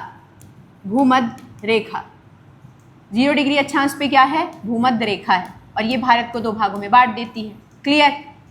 23.5 डिग्री उत्तरी अक्षांश, 23.5 डिग्री, इसको अच्छे से लिख देते हैं, 23.5 डिग्री। 23.5 डिग्री उत्तरी अक्षांश पे कौन सी है? कर्क रेखा। और नीचे कौन सी यहाँ होती है? मकर रेखा। अब आप खुद ऑप्शंस देख के बता दीजिए कि पूछा है इक्वेटर, इक्वेटर मतलब भूमध्य रेखा। तो जो ये भूमध्य रेखा है वो कितने डिग्री अक्षांश पे स्थित? कितने डिग्री अक्षांश पे दिख रही है? तो 0 डिग्री अक्षांश पे स्थित है। पूछ लेता कि जो कर्क रेखा है वो कितने डिग्री अक्षांश पे होती है? तो जो कर्क रेखा है वो 23.5 डिग्री उत्तरी अक्षांश पे होती है। ये सवाल भी पूछा जाता है। तो भूमध्य रेखा कितने डिग्री अक्षांश पे? 0 डिग्री अक्षांश पे। और कर्क रेखा 23.5 डिग्री अक्षांश पे। कर्क रेखा भारत के कितने राज्यों से होकर गुजरती है? 8 राज्यों से। कौन कौन से हैं राज्य? पूछा जाता है ना किन राज्यों से होकर गुजरती है, फिर हमें नाम नहीं पता होते हैं, ऑप्शंस दे दिए जाते हैं, कर्क रेखा निम्नलिखित में से किस राज्य से होकर नहीं गुजरती। तो जब भाई आपको पता होगा कि कहाँ से गुजरती है तब तो बता पाएंगे कहाँ से नहीं गुजरती। तो इन 8 राज्यों के नाम याद रखिएगा, मध्य प्रदेश, राजस्थान, गुजरात, छत्तीसगढ़, झारखंड, त्रिपुरा, मिजोरम और क्या रह गया? वेस्ट बंगाल। कितने हो गए? 1 2 3 4 5 6 7 8। तो ये 8 राज्य हैं जहाँ से कर्क रेखा होके गुजरती है। क्लियर? और मध्य प्रदेश के कितने ज़िलों से होके गुजरती है? मध्य प्रदेश के कितने ज़िलों से होके गुजरती है? एमपी के 14 ज़िलों से होके गुजरती है। क्लियर? यहाँ ना बात आई तो मुझे लगा बता देना चाहिए कि तो भूमध्य रेखा किस इक्वेटर पर या किस अक्षांश पर स्थित है? इक्वेटर तो 0 डिग्री अक्षांश पे है भूमध्य रेखा। कर्क रेखा किस पे है? 23.5 डिग्री उत्तरी अक्षांश पे। कर्क रेखा भारत के कितने राज्यों से गुजरती है? 8 राज्यों से। पूछेगा किस राज्य से नहीं गुजरती है तो उन 8 के नाम पता होने चाहिए, तब बता पाएंगे आपकी नहीं कहाँ से नहीं गुजरती है। तो इन 8 राज्यों के नाम क्या है? मध्य प्रदेश, राजस्थान, गुजरात, छत्तीसगढ़, झारखंड, त्रिपुरा, मिजोरम, वेस्ट बंगाल। और मध्य प्रदेश के कितने ज़िलों से होकर गुजरती है कर्क रेखा? तो मध्य प्रदेश के 14 जिलों से होकर गुजरती है। क्लियर? आपके यहाँ से गुजरती है या नहीं बताइएगा ज़रा भाई। एमपी टेट की परीक्षा है तो बताइए आपके यहाँ से गुजरती है इक्वेटर ये कर्क रेखा या नहीं गुजरती? बताइए आपके ज़िले से। क्लियर? तो थोड़ा सा ये चीज़ें याद रखिएगा आप। तो भूमध्य रेखा 0 डिग्री अक्षांश पे स्थित है। उपराष्ट्रपति को पद से हटाने का प्रस्ताव कहाँ रखा जाता है? बताइए, उपराष्ट्रपति को पद से हटाने का प्रस्ताव कहाँ रखा जाएगा? उपराष्ट्रपति को पद से हटाने का प्रस्ताव क्यों क्वेश्चन रखा है ये? क्योंकि अभी इन्होंने जगदीप धनखड़ जी ने क्या दिया है? त्यागपत्र। तो ये पूछा जाएगा। तो उपराष्ट्रपति को पद से हटाने का प्रस्ताव केवल लोकसभा, केवल राज्यसभा, संसद के किसी भी सदन में, राष्ट्रपति द्वारा लोकसभा में। तो देखिए, उपराष्ट्रपति कहाँ के पदेन सभापति होते हैं? मैंने बताया कि आर्टिकल 64 क्या बताता है? आर्टिकल 64 बताता है कि जो उपराष्ट्रपति हैं वो राज्यसभा के पदेन सभापति होंगे, पदेन सभापति होंगे। तो कहाँ के सभापति हैं? वो राज्यसभा के। तो उनको हटाने का प्रस्ताव भी कहाँ आएगा? उनको हटाने का प्रस्ताव भी राज्यसभा में ही आएगा। तो ये थोड़ा सा याद रखिएगा कि उपराष्ट्रपति को पद से हटाने का प्रस्ताव कहाँ आता है? तो उपराष्ट्रपति को पद से हटाने का प्रस्ताव राज्यसभा में ही आता है। उपराष्ट्रपति अपना त्याग पत्र किस आर्टिकल के तहत देते हैं? अभी हमने पढ़ा कि आर्टिकल 67A के अंतर्गत उपराष्ट्रपति अपना त्याग पत्र किसे सौंपते हैं? तो राष्ट्रपति को भारत के सौंपते हैं।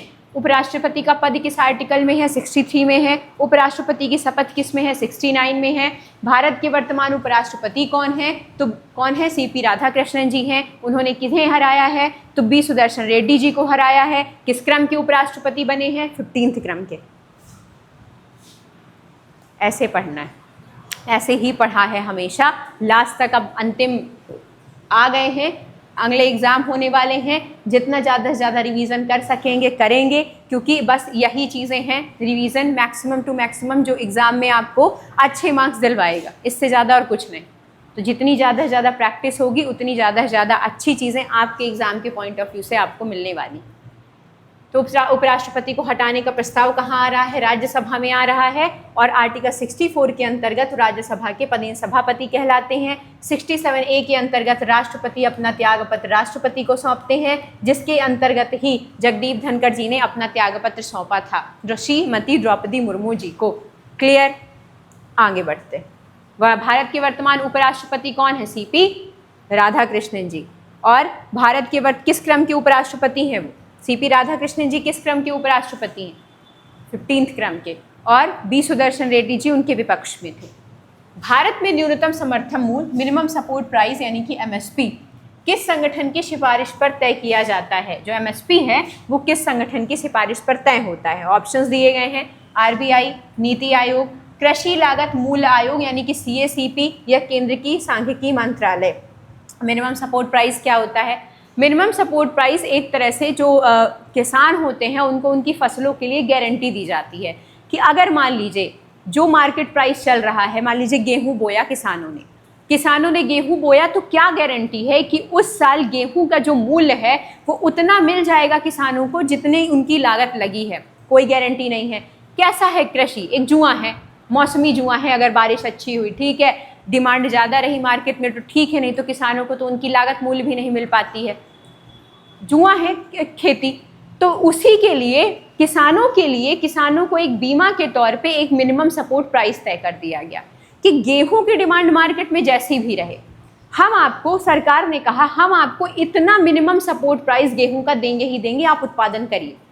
और इसका उपयोग सरकार तब करती है, मान लीजिए आपकी इकोनॉमी में किसी चीज़ की कमी हो गई, मान लीजिए लोगों ने प्याज उगाना ज़्यादा शुरू कर दिया और या प्याज उगाना कम कर दिया क्योंकि प्याज का उनको मूल्य नहीं मिल रहा था। अब सरकार के पास कमी हो गई प्याज की, अब सरकार क्या करे? तो सरकार MSP बढ़ा देती है प्याज पे। और जैसे ही MSP बढ़ाती है यानी कि मिनिमम सपोर्ट प्राइस प्याज पे बढ़ाती है तो किसानों को क्या मिल जाती है? अपनी फसल पे गारंटी। तो किसान प्याज का उत्पादन करना चालू कर देते हैं क्योंकि उन्हें पता है कि डिमांड सप्लाई का नियम कैसा भी रहा, इतना प्राइस तो हमको गवर्नमेंट देगी ही प्याज का। तो जहाँ प्याज का उत्पादन बढ़ गया तो जो प्याज की डेफिशिएंसी मार्केट में बढ़ गई थी वो फुलफिल हो गई। तो इसका उपयोग भी MSP के तहत किया जाता है। इस तरह का भी एक मैकेनिज्म होता है कि जब किसी चीज़ की फसल का उत्पादन सरकार को ज़्यादा करवाना होता है या किसी फसल की जो कमी हो जाती है मार्केट में, तो उसको ज़्यादा उत्पादित करवाने के लिए सरकार क्या करती है? MSP उस चीज़ पे बढ़ा देती है। तो एमएसपी यानी कि मिनिमम सपोर्ट प्राइस एक तरह से क्या है, ये किसानों के लिए तय की गई एक गारंटी मूल्य होती है किसी भी फसल के लिए। क्लियर? तो एमएसपी जो है वो किस संगठन की सिफारिश पर तय किया जाता है, तो कृषि लागत मूल्य आयोग यानी कि CACP के आधार पे, यानी कि CACP की सिफारिश पर लागू किया जाता है कि किसी भी वस्तु का या किसी भी फसल का MSP प्राइस यानी मिनिमम सपोर्ट प्राइस कितना होना चाहिए। तो वो कौन तय करता है? CACP यानी कि कृषि लागत और मूल्य आयोग। क्लियर? ये सेंट्रल गवर्नमेंट के अंतर्गत काम करता है। तो MSP किस संगठन की सिफारिश पर तय होता है? CACP। और MSP कैसे काम करता है आप सबने जान लिया कि जब भी किसी चीज़, किसी वस्तु की, किसी फसल की कमी होती है मार्केट में, तो उसका उत्पादन ज़्यादा करवाने के लिए MSP उस पर क्या कर दी जाती है? बढ़ा दी जाती है। तो किसानों को क्या उस पर मिल जाती है? गारंटी फसल पे। तो किसान उसका उत्पादन ज़्यादा करना चालू कर देते हैं। संविधान संशोधन की प्रक्रिया का वर्णन किस भाग में है? संविधान संशोधन की प्रक्रिया किस भाग में है संविधान के? मैं आपको फिर से एक बार रिपीट कर दूं, जिन्हें संविधान के भाग, संविधान की अनुसूचियां, संविधान के जो DPSP से रिलेटेड आर्टिकल हैं 36 to 51, इनमें दिक्कत होती है और सवाल भी इन्हीं से ज़्यादा आते हैं, उनके लिए एक अलग से प्लेलिस्ट है। उस प्लेलिस्ट को हम धीरे धीरे बढ़ाएंगे, जिसमें अभी हम कॉन्स्टिट्यूशनल अमेंडमेंट लेके आएंगे, इंपॉर्टेंट आर्टिकल्स लेके आएंगे, संविधान के सभी आर्टिकल्स, उसको भी हम 10 से 15 मिनट में कवर करा देंगे। तो उनके लिए एक 10 से 15 मिनट का वीडियो बनाया गया है, संविधान के भाग, नीति निर्देशक तत्व, संविधान की अनुसूचियाँ, जिसमें इसी तरीके से बाद में MCQ सॉल्व करवा दिए गए हैं, समझा के आपको भागों के बारे में। तो अगर इनसे रिलेटेड भागों में समस्या है तो जाके वो प्लेलिस्ट में वीडियो डली है, उसको देख लीजिएगा आप लोग। ठीक है? तो संविधान संशोधन की प्रक्रिया किस में है? ये है, क्या मुझे रोमन संख्या समझने में भयंकर कन्फ्यूज़न होता है। 10, 5, 15, 3, 18, तो ये क्या है? ठीक है, ये कितना हो गया? 18 हो गया। ये 18 लिखा हुआ है। ये कितना है? ये 19 है। ठीक है, ये 20 है और ये 21 है। पता नहीं एग्जाम में कैसा आएगा, बट ठीक है। संविधान संशोधन की प्रक्रिया किसमें है पूछा है, तो संविधान संशोधन की प्रक्रिया मैंने बताया था कि संविधान के किस भाग में है? संविधान के भाग 20 में है। और संविधान संशोधन की प्रक्रिया इंडियन कॉन्स्टिट्यूशन में कहाँ से अडॉप्ट की गई है? तो मैंने आपको बताया था साउथ अफ्रीका से, यानी कि दक्षिण अफ्रीका से। तो इंडियन कॉन्स्टिट्यूशन में जो संविधान संशोधन की प्रक्रिया है वो कहाँ से ली गई है? साउथ अफ्रीका से ली गई है। और संविधान संशोधन की जो प्रक्रिया है वो संविधान के किस आर्टिकल में है? तो आर्टिकल 368 में। इतनी चीज़ें पता चली। अब बढ़ते हैं आगे। और भी कुछ पता चला है क्या? ऑप्शंस जो दिए गए हैं, तो हमारा परम कर्तव्य बन जाता है कि जो ऑप्शंस दिए गए हैं उनके बारे में भी जान लें। तो संविधान संशोधन पूछा था, चलिए ठीक है, तो हमने जाना संविधान संशोधन भाग 20 में है। संविधान संशोधन हमने कहाँ से अडॉप्ट किया है? साउथ अफ्रीका से। और किस आर्टिकल में है? आर्टिकल 368 में है। आर्टिकल 18 में मैंने आपको उस वीडियो में बताया था कि जब हम 18 साल के हो जाते हैं तो हमारे जीवन में क्या शुरू हो जाता है? आपातकाल। कि अब हम करियर का क्या ऑप्शन चुने, क्योंकि हम इस समय जो भी चुनाव करते हैं अपने जीवन का, वो हमारे जीवन में बहुत इंपॉर्टेंट रोल अदा करता है। तो 18 साल से हमारे जीवन में आपातकाल शुरू हो जाता है, क्योंकि बहुत सारे सवाल आते हैं घर से, परिवार से, रिश्तेदारों से कि आप क्या करोगे, अब तो बड़े हो गए हो। लड़कियों के सामने और समस्याएं हैं तरह तरह की, सबसे बड़ी समस्या तो शादी ही है। क्लियर? तो 18 में क्या होता है? लोगों के जीवन में आपातकाल चालू हो जाता है। और 19 में क्या है? 19 में प्रकीर्ण। प्रकीर्ण क्या होता है मैं आपको समझा दूं, इसमें बहुत लोग को दिक्कत होती है। भाग जो 19 है वो ये बताता है कि जो राज्यपाल और राष्ट्रपति हैं उनको जो विशेषाधिकार दिए जाते हैं, राष्ट्रपति और राज्यपाल, इनको क्या दिए जाते हैं? इनको कुछ विशेषाधिकार दिए जाते हैं। कैसे विशेषाधिकार? कि जब तक ये अपने कार्य में हैं या कार्यकाल में हैं तब तक इन पर कोई कानूनी कार्यवाही नहीं की जाएगी। तो राष्ट्रपति और राज्यपाल को जो विशेषाधिकार प्रदान किए जाते हैं वही संविधान के भाग 19 में है। संसद और विधायक, जो सांसद और विधायक हैं, मतलब संसद के सदस्य और विधानमंडल के सदस्य हैं, उनको जो विशेषाधिकार प्रदान किए जाते हैं वो भी इसी आर्टिकल में है, आर्टिकल 19 में। तो कभी कभी लोग कहते हैं प्रकीर्ण क्या है, हमें समझा दीजिए। कोई टैबू नहीं है। राज्यपाल और राष्ट्रपति को अपने कार्यकाल के दौरान किसी भी तरीके की कानूनी मुकदमे से जो छूट मिलती है, जो विशेषाधिकार मिलता है, वही प्रकीर्ण है। संसद के सदस्यों जैसे सांसद हैं, विधायक हैं, विधानमंडल के सदस्य हैं, विधायक, उनको भी कुछ निश्चित विशेषाधिकार प्रदान किए जाते हैं, स्पेशल प्रिविलेज दी जाती है। तो वही स्पेशल प्रिविलेज संविधान के भाग 19 में है। तो इतना ज़्यादा टैबू मत बनाइएगा कि 19 क्या है। 19 सीधी सी बात है, विशेषाधिकारों से संबंधित है, चाहे वो राष्ट्रपति राज्यपाल को लेके हो, चाहे वो सांसद और विधायक को रिलेटेड। क्लियर? जो सांसद और विधायकों को जो प्रिविलेज मिली रहती है उनसे संबंधित हो, वही है भाग 19। ठीक है, बच क्या गया? 21 अस्थायी और संक्रमणकालीन प्रावधान। तो 21 में क्या है, इस 21 में अस्थायी और संक्रमणकालीन प्रावधान है। ये क्या होते हैं, देखिए आप सबको पता है आर्टिकल 370, आर्टिकल 370 जो अब समाप्त हो चुका है, इसके अंतर्गत किसी विशेष राज्य का दर्जा मिला था, जम्मू कश्मीर को। दूसरा आर्टिकल 371, आर्टिकल 371 के अलग अलग क्लॉजेस हैं जिसके अंतर्गत कुछ राज्यों को विशेष स्पेशल स्टेट का दर्जा मिला हुआ है या स्पेशल प्रावधान है उनके लिए, जैसे नागालैंड है और मणिपुर है, गुजरात है, महाराष्ट्र है। तो इन राज्यों को आर्टिकल 371 के अलग अलग क्लॉजेस के तहत स्पेशल प्रिविलेज मिली हुई है। तो अस्थायी और संक्रमणकालीन प्रावधान किनके विशेषाधिकारों की बात करता है, जो राज्यों को स्पेशल प्रिविलेज मिली है। जैसे पहले जम्मू कश्मीर को मिली थी स्पेशल स्टेट का दर्जा, जो अब समाप्त हो चुका है, क्लियर। तो वो इसी भाग के अंतर्गत मिली थी, संविधान के भाग 21 के अंतर्गत। तो संविधान के भाग 19 और 21 में अधिकतर लोगों को प्रॉब्लम जाती है, तो वो प्रॉब्लम अब नहीं जाएगी, क्योंकि हमने जान लिया, पूछा था संविधान संशोधन और बहुत सारे डाउट्स क्लियर हो गए यहाँ पे। तो इस वजह से मैं कहती हूँ कि जो टेस्ट आप देख भी चुके हैं, जो मैराथन क्लासेस देख भी चुके हैं, उनका दोबारा रिवीजन इसीलिए ज़रूरी है, क्योंकि एक क्वेश्चन में हम यहाँ सिर्फ एक चीज़ नहीं जानते हैं, मल्टीपल चीज़ें जानते हैं। संविधान संशोधन प्रक्रिया हमने किस में जानी, संविधान के भाग 20 में थी। एडॉप्ट कहाँ से, साउथ अफ्रीका से, और आर्टिकल 368 के अंतर्गत। भाग 18 में क्या चालू हो जाता है हमारे जीवन में, आपातकाल, इमरजेंसी। और इमरजेंसी के दौरान मौलिक अधिकारों के निलंबन का प्रावधान हमने कहाँ से लिया है, तो वो जर्मनी से लिया है। कि आपातकाल के दौरान जो मौलिक अधिकारों का निलंबन हो जाता है, वो हमने कहाँ से लिया है प्रावधान, जर्मनी से लिया है, क्लियर।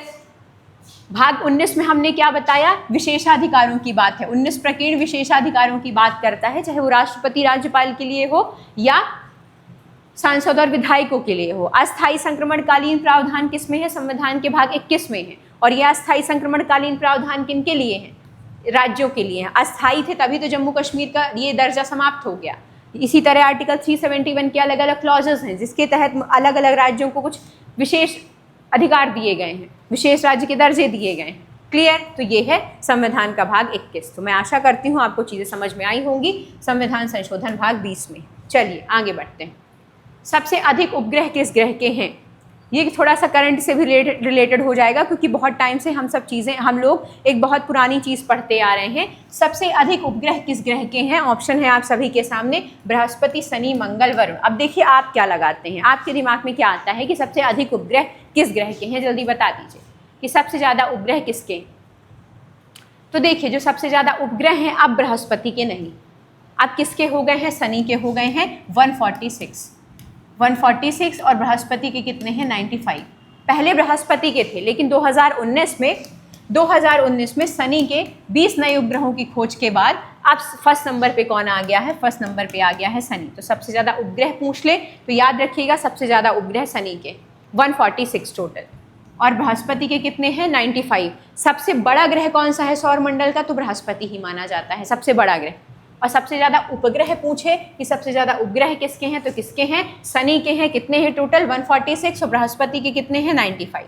और कब इनकी शनि के जो नए उपग्रहों की खोज कब हुई है 2019 में, 2019 में। और उसके बाद से अब सबसे ज़्यादा उपग्रह सबसे ज़्यादा किसके हो गए हैं, शनि के हो गए हैं। थोड़ा सा याद रखिएगा, जिन्हें पुराना पता था मैं उनके लिए बता दूं कि ये नया थोड़ा सा अपडेट रखिएगा आप सब। चलिए संख्या याद रखिएगा, हो सकता है संख्या भी पूछ ले। तो शनि के कितने हैं 146, बृहस्पति के कितने हैं 95।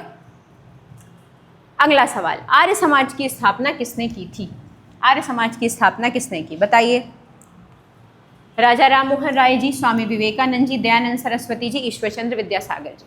तो आर्य समाज की स्थापना किसने की थी, मैंने आप सबको बताया था कि आर्य समाज की स्थापना 1875 में किन्होंने की थी, 1875 में की थी दयानंद सरस्वती जी ने। और इनका एक बहुत फेमस कोट है दयानंद सरस्वती जी का, वेदों की ओर लौटो, वेदों की ओर लौटो। तो पूछा जाता है कि वेदों की ओर लौटो ये स्लोगन किसने दिया था, तो ये स्लोगन दिया था दयानंद सरस्वती जी ने, या ये स्लोगन आर्य समाज का ही स्लोगन है, वेदों की ओर लौटो। एक सवाल और आता है जो बहुत ज़्यादा बच्चों को कंफ्यूज करता है। जो व्यक्ति कह रहा है वेदों की ओर लौटो, तो वो हमारी प्राचीन जो संस्कृति है उसकी ओर जाने की बात कर रहा है, तो क्या वो व्यक्ति मूर्ति पूजा का विरोध करेगा। तो अधिकतर लोग ये सोचते हैं कि जिन्होंने ये कहा कि वेदों की ओर लौटो, वो मूर्ति पूजा का विरोध क्यों करेंगे भला। लेकिन यहाँ पे इसीलिए कंफ्यूज होता है कि जो दयानंद सरस्वती जी थे या आर्य समाज था, उन्होंने मूर्ति पूजा का विरोध किया था। क्लियर? तो यहाँ पे इस चीज़ में कंफ्यूज नहीं होना है, क्योंकि बहुत ज़्यादा बच्चों को कंफ्यूजन होता है कि जो व्यक्ति कह रहा है वेदों की ओर लौटो, हमारी प्राचीन संस्कृति की ओर लौटो, वो क्यों विरोध करेगा मूर्ति पूजा का। लेकिन मूर्ति पूजा का विरोध किया गया था दयानंद सरस्वती जी या कहें आर्य समाज के द्वारा। और इनका एक फेमस स्लोगन कौन सा है? वेदों की ओर लौटो। इन्होंने आर्य समाज की स्थापना कब की थी? 1875 में। कहाँ की थी? बम्बई में की थी, जो वर्तमान में मुंबई कहलाता है, वहाँ की थी। क्लियर? अब दूसरे ऑप्शंस भी देख लेते हैं जब दिया ही हुआ है। राजा राम मोहन राय जी ने 1828 में ब्रह्म समाज की स्थापना की। तो कभी कभी पूछा जाता है कि ब्रह्म समाज की स्थापना कब हुई, तो 1828 में। यही राजा राम मोहन राय जी हैं जिनके प्रयासों से 1829 में सती प्रथा को बैन किया गया था। और उस समय कौन था? बेंटिक था। क्लियर? तो राजा राम मोहन जी राय जी के ही प्रयासों से किस पर बैन लगा था? सती प्रथा पर बैन लगाया गया था। और सती प्रथा पर बैन कब लगा था? 1829 में। क्लियर? स्वामी विवेकानंद जी ने किसकी स्थापना की थी? रामकृष्ण मिशन की स्थापना की थी। रामकृष्ण मिशन की स्थापना की इन्होंने। दयानंद सरस्वती जी ने आर्य समाज की स्थापना की। ईश्वर चंद्र विद्यासागर जी ने जो महिला शिक्षा है, जो विधवा पुनर्विवाह अधिनियम आया था 1855 का, उसमें भी ईश्वर चंद्र विद्यासागर जी का योगदान सबसे ज़्यादा माना जाता है। तो कभी कभी सवाल आता है कि विधवा पुनर्विवाह अधिनियम 1855 में किनका योगदान है? तो ये ईश्वर चंद्र विद्यासागर जी का ही योगदान है। क्लियर? और रामकृष्ण मिशन विवेकानंद जी ने कब बनाया था? 1897 में। डेट याद रखिएगा, 1897। और विधवा यहाँ लिख देती हूँ मैं, थोड़ा सा रिवाइज करने में आसानी रहेगी। विधवा पुनर्विवाह अधिनियम, पुनर्विवाह अधिनियम। क्लियर? किसके प्रयासों से हुआ था विधवा पुनर्विवाह अधिनियम? 1856। ये ईश्वरचंद्र विद्यासागर जी के ही प्रयासों से हुआ था। इसमें इन्होंने महत्वपूर्ण भूमिका निभाई थी। तो पूछा सवाल क्या था कि आर्य समाज की स्थापना किसने की? तो आर्य समाज की स्थापना राइट आंसर हो जाएगा स्वामी दयानंद सरस्वती जी ने की थी। कहाँ की थी? 1875 में बम्बई में की थी। इनका एक प्रमुख स्लोगन था आर्य समाज का, वेदों की ओर लौटो। और इन्होंने मूर्ति पूजा का विरोध किया था। तो ये विरोध वर्ड याद रखिएगा कि भले ये कह रहे हैं वेदों की ओर लौटो, लेकिन इन्होंने मूर्ति पूजा का विरोध किया। राजा राम मोहन राय जी ने 1828 में ब्रह्म समाज की स्थापना की और 1829 में इन्हीं के प्रयासों से सती प्रथा पर बैन भी लगाया गया। स्वामी विवेकानंद जी द्वारा रामकृष्ण मिशन की स्थापना की गई थी 1 मई 1897 को, 1897 को। क्लियर? और ईश्वर चंद्र विद्यासागर जी के ही प्रयासों से विधवा पुनर्विवाह एक्ट 1856 पारित हुआ, जिसमें विधवाओं के पुनर्विवाह को मंजूरी मिली। इन्होंने बालिका शिक्षा में भी बहुत ज़्यादा योगदान दिया। विधवाओं की सुधार, जो दैनिक जीवन में सुधार के लिए इन्होंने बहुत ज़्यादा योगदान दिया। और सोम प्रकाश का श्रेय किसे जाता है? सोम प्रकाश को आगे बढ़ाने का श्रेय किसे जाता है? बताइएगा। तो आर्य समाज की स्थापना स्वामी दयानंद सरस्वती जी, राइट आंसर। चलिए यहाँ आपके 20 क्वेश्चन यहाँ पे कंप्लीट हुए। हम डेली कोशिश करते हैं एक क्वेश्चन में 10 फैक्ट जानने की। तो आप सबको पता है ये सीरीज ऐसी ही चलती रहेगी। साइंस का अगर भी अगला टेस्ट लाना हो, मुझे कमेंट सेक्शन में ज़रूर बता दीजिएगा। ये ज़रूर बताया करिए कि आप ये कमेंट कहाँ से देख रहे हैं। कल एक कमेंट आया कि मैंने बोला कि बताइएगा कहाँ से देख रहे हैं, तो एक बड़ा ऐसा फनी सा कमेंट आया कि दीदी मैं अपने कमरे से बैठ के देख रहा हूँ। तो ठीक है, जहाँ से देख रहे हैं वहाँ से बताइए कहाँ से देख रहे हैं। ठीक है, गली मोहल्ला, आपके कमरे, आपके जहाँ भी हॉल में बैठे हुए हैं, जहाँ बैठे हुए हैं, ठीक है। तो कमेंट करके ज़रूर बताइएगा। ये ज़रूर बताना है कि आपने इस टेस्ट में कितना स्कोर किया है। दूसरी चीज़ कि कल आपको किसका वीडियो चाहिए, साइंस या सोशल साइंस, आप जो भी बोलेंगे उसका टेस्ट आ जाएगा। मैं कोशिश करूंगी एक संविधान जो हमारी वो दूसरी सीरीज चल रही है पॉलिटी की, जिसमें हमने संविधान के भाग, नीति निर्देशक तत्व और डीपीएसपी के जो इंपॉर्टेंट आर्टिकल्स हैं, क्योंकि उनसे सवाल पूछा जाता है, वो हमने कंप्लीट कर लिए हैं। मैं कोशिश करूंगी एक कॉन्स्टिट्यूशनल अमेंडमेंट यानी कि संविधान संशोधन से रिलेटेड वीडियो एक बना दूं, और इंपॉर्टेंट आर्टिकल से, जो आपके एग्जाम के पहले अगर बन जाएगा तो आपके एग्जाम के लिए वो बेहतर हो जाएगा। जितने वनडे वाले एग्जाम हैं, एमपी कांस्टेबल वाले बच्चे हैं, अभी मुझसे एक लड़की मिलने आई, उसने मुझसे कहा कि एमपी कांस्टेबल के लिए कोई सीरीज़ ला दीजिए ना प्लीज़। तो मेरा आप सबसे ये कहना है, आप खुद बताइए जीएस बदल जाएगी क्या? जीएस किसी भी सब्जेक्ट में चेंज हो जाएगी? नहीं चेंज होगी। History, polity, economics, geography same है। तो अगर आप ये टेस्ट भी अटेम्प्ट करते हैं, अगर उस कवर पे मत जाइएगा कि एमपी टेट लिखा हुआ है, तो आपके एग्जाम के लिए ये जीएस के जो फैक्ट हैं, जो कॉन्सेप्ट्स क्लियर हो रहे हैं, वो इंपॉर्टेंट है आप सभी के लिए। तो ये नहीं सोचना है कि ये सिर्फ एमपी टेट के लिए है, जीएस कभी नहीं बदलता किसी दूसरे सब्जेक्ट्स में, लेवल्स बदलते हैं, जीएस नहीं चेंज होता है। और हम कोशिश करते हैं हर लेवल पे आंसर को करने की, क्वेश्चंस पढ़ने की, चीज़ें पढ़ने की। तो थोड़ा सा ये आप सबके लिए है, वनडे वाले बच्चों के लिए भी है ये सीरीज़, तो देख ज़रूर लीजिएगा, शेयर कर दीजिएगा वीडियो को। नए वीडियो का नोटिफिकेशन चाहिए तो फिर चैनल को सब्सक्राइब कर लीजिएगा, तभी जब नया वीडियो जाएगा तो आपको नए वीडियो का नोटिफिकेशन मिल पाएगा। क्लियर? तो चलिए मिलते हैं अगले ही वीडियो में। जय हिंद, जय भारत।